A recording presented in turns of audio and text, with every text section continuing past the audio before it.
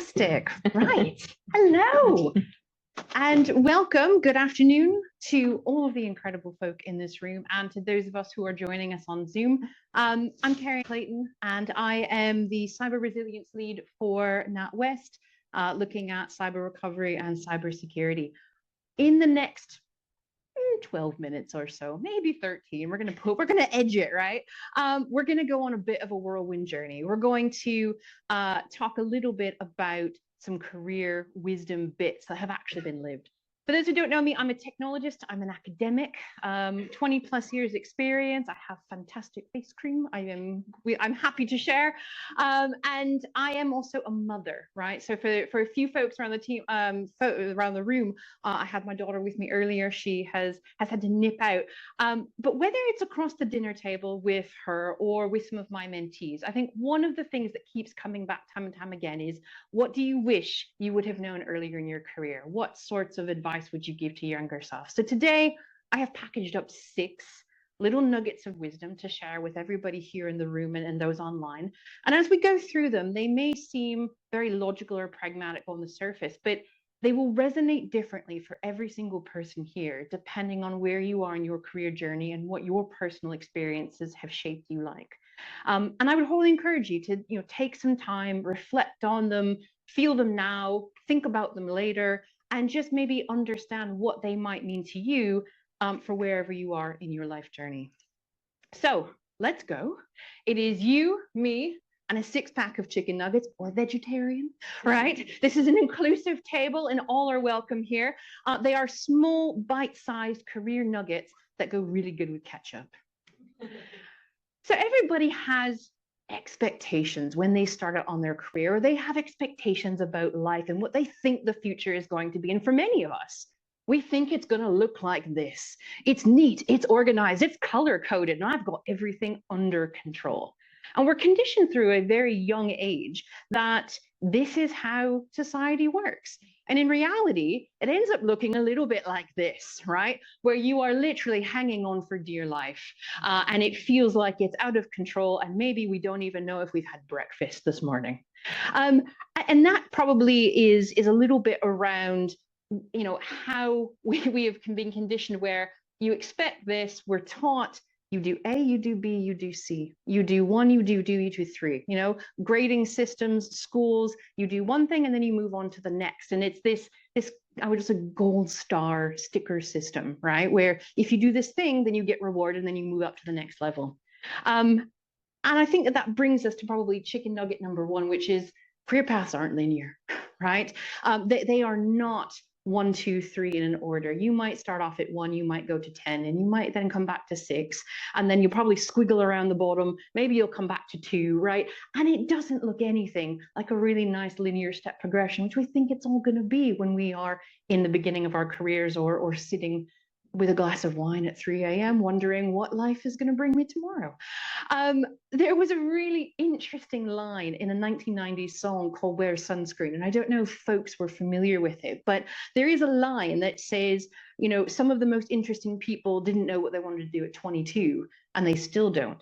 I would take that one step further, because some of the most interesting leaders I know are 60, 65, 70 years old. They still don't know what they want to be when they grow up.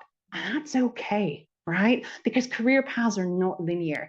And it might look like a plate of spaghetti, but it's yours and it's your spaghetti. And you get a chance to live that.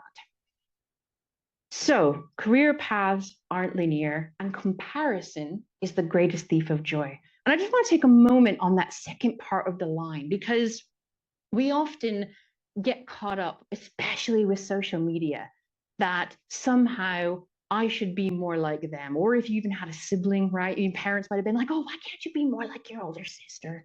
Why can't you be more like your brother, right? Parents say these things sometimes. And we're also bombarded with this curated LinkedIn, TikTok, Instagram showreel of everybody winning awards, being CEOs, and looking fantastic while doing it, right? And you're sitting there thinking to yourself, why didn't I get that? Why am I losing sleep over the fact that I haven't combed my hair today, right? Don't compare yourself. Comparison to others is the greatest thief of joy. And back to this idea that career paths aren't linear. Yours is yours. It is shaped by your experiences and everything that makes you you. And comparing them to the person next to you will only rob you of the joy that is here and now. Career nugget number one.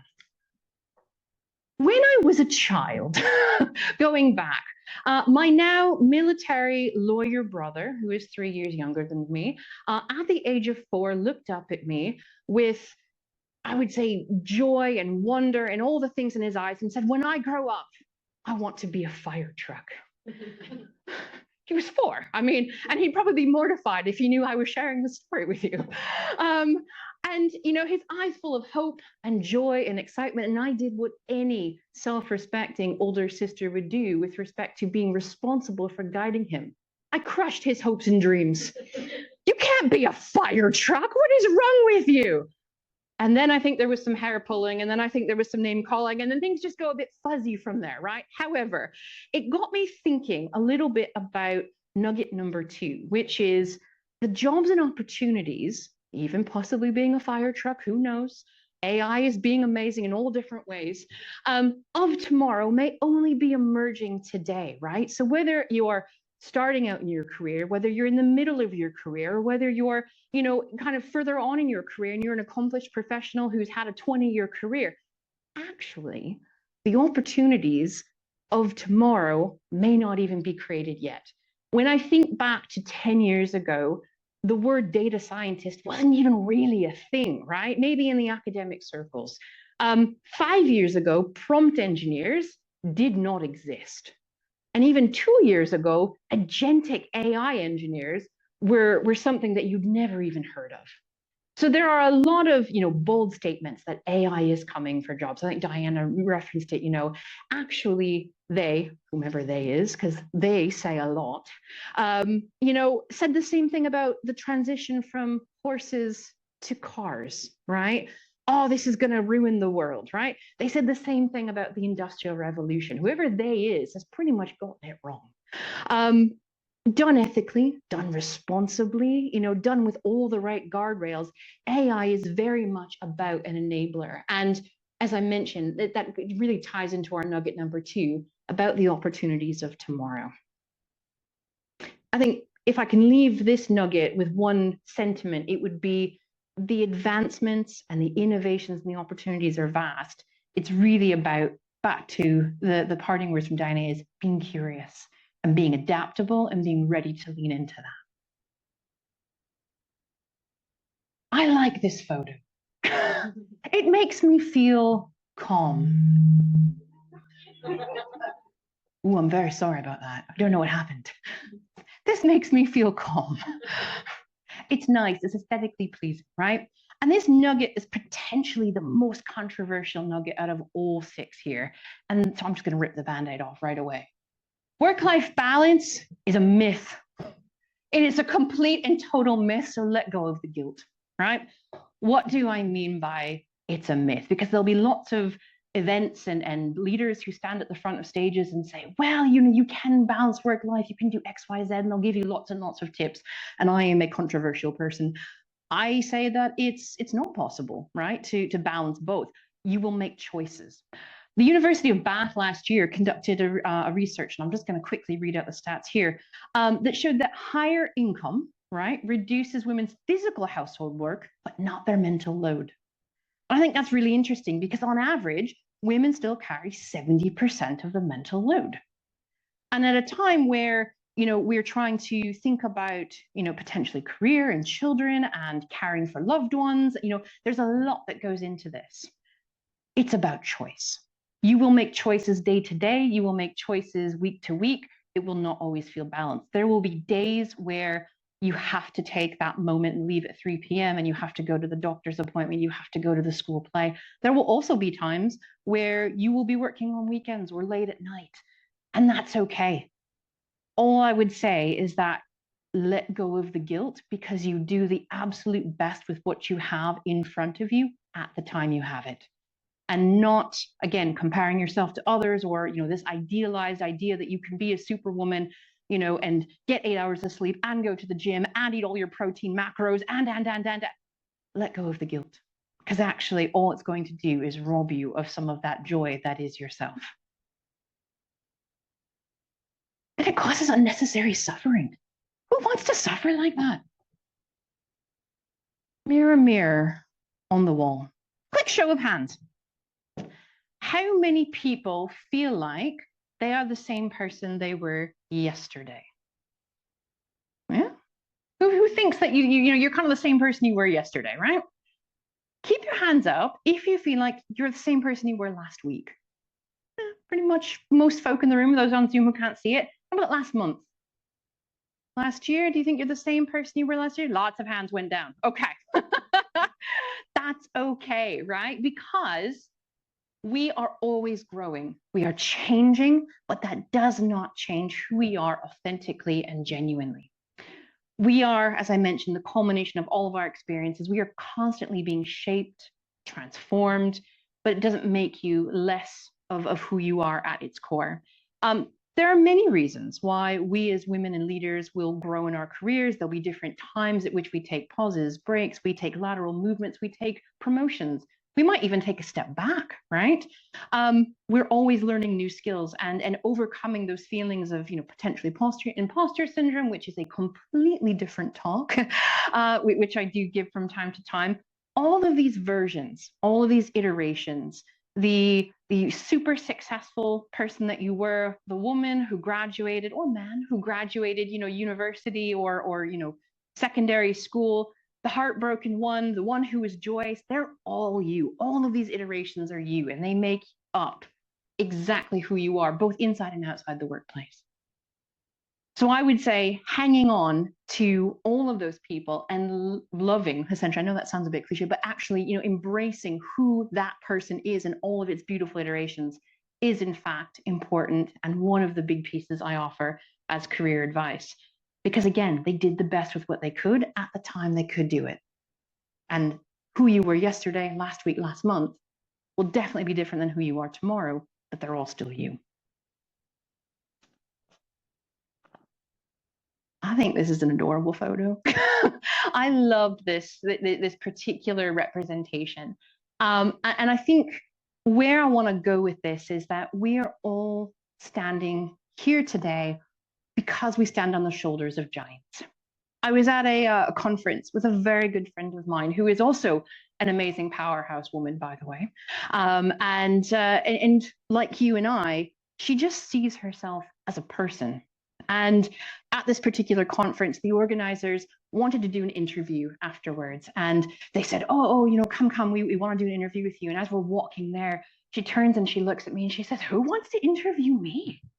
Like she could not actually understand why it was. And I could have said, oh, it's because you're amazing. I could have done the whole reassuring thing. But for some reason, I decided that this was wisdom from somewhere else, came out of nowhere. And I turned and I looked at her straight on and I said, you don't get to choose who looks up to you. You are a role model, whether you want to be or not. And it was very blunt and it was very bold and profound, right? And thankfully, we are still, in fact, really good friends. But I want everybody to take just 30 seconds, right? Not even right now. And I want you to think about your specific sphere of influence, right?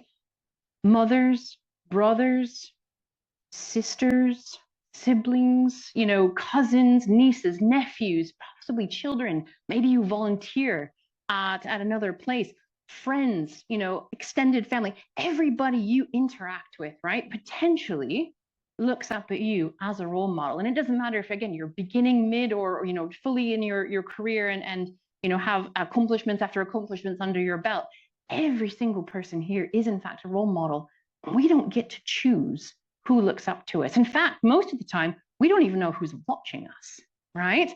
And you often see that with parents where, kids are off in the corner and the parent says something maybe not so on the up and up, right? And then the child repeats it and you're like, oh no. You don't know who's watching. And every single person here is already, in fact, a role model, whether you know it or not. The final nugget, because I did promise to keep this within 10 or 12 minutes.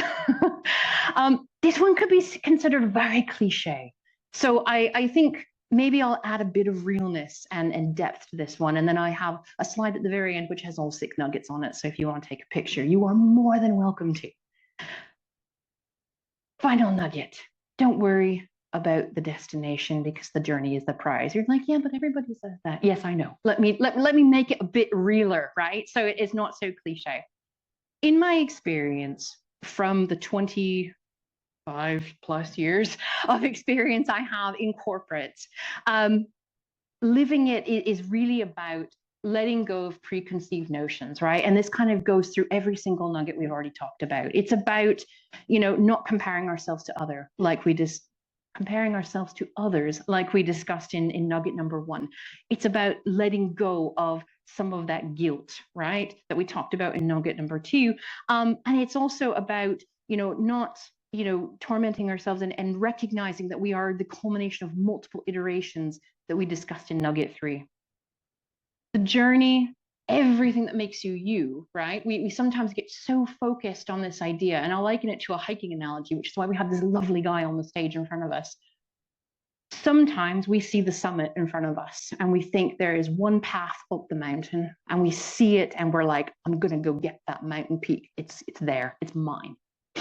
But we're so focused and blinkered that we don't actually see the pathway that was beside us that might lead to this amazing view of a waterfall precipice with unicorns and rainbows and everything else that actually could have been so much more fulfilling. We just don't know because we're so focused on that destination. We miss the journey around. What do I mean by that, and how can I bring that to life? There are 2, I would say, really big elements personally that I will share with you in my life where I could have easily just been focused on a goal, and I would not be standing here on this stage with you all tonight had I done that. The first was a career conversation I had about 12 years ago, right? With my line manager at the time. A very innocent question was asked. Hey, would you ever be open to international work? And I was like, yeah, it's a check. This feels like an HR tick box exercise. It probably was. But it was harmless, right? A year goes by, nothing comes of that, not even another word. And I'm like, well, that's that paper exercise taken care of. I'm wondering when they're going to ask me again, right? And then about a year and a half later, I met another senior leader.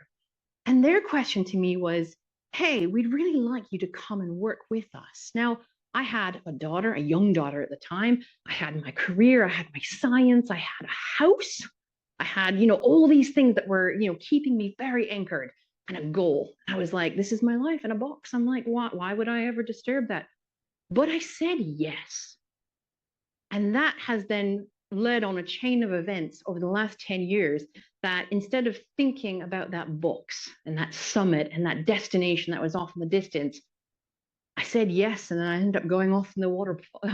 I went to see the waterfall, and then I've come full circle all the way back. And that has literally, that moment of just focusing on the journey versus the destination has actually led me here to this stage tonight. So I wanted to bring some realness to that, because it can sound quite cliche, but actually thinking about all the times where you may have said yes or, hesitated, and you look back, you're like, oh, coulda, shoulda, would. Don't worry about it. But thinking forward, is it the destination or is it the journey? The slide of finality. So all 6 chicken nuggets, we're vegetarian, all wrapped together. By all means, take pictures.